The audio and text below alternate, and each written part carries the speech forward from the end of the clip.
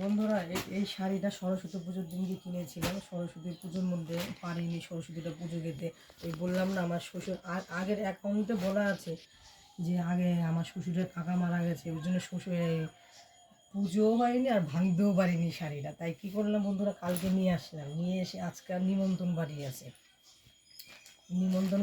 যে আমাদের পাশের বাড়ি পইতে দিয়েছে ছেলেটা, তাই নিমন্ত্রণ খেতে যাবো আজকে।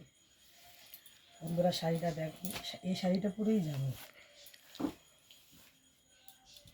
এই যে ব্লাউজ,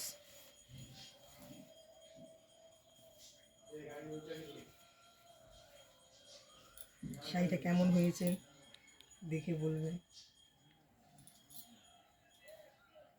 তো প্রত্যেক দিন তো ধরুন আমি মাছের টাছের তারপর সবজির ভিডিও দেখাই। আজকে প্রথম সকাল 9টা বাজে, তাই আপনাদেরকে শুরুটাই করলাম এই শাড়ি দেখে আজকের দিনটা। তারপরে দেখাবো দুপুরবেলা কী দেখাবো। আজকে দুপুরবেলা তো রান্না বান্না হবে না, ধরুন নিমন্ত্রণ বাড়িতে যাবো, বাড়ির সবার নিমন্ত্রণ। আমরা বাড়ির পরিবার অনেকজন, বাড়ির ফ্যামিলি 9জন মানুষদের আমাদের নিমন্ত্রণ। এখন কিছু রান্না করবো, রান্না করে কিছু খাবো, খেয়ে দিয়ে দুপুরবেলা বেরোবো। নিমন্ত্রণ বাড়িতে কী খাই না খাই সেটা দেখাবো। বন্ধুরা ভালো থাকবেন, টাটা।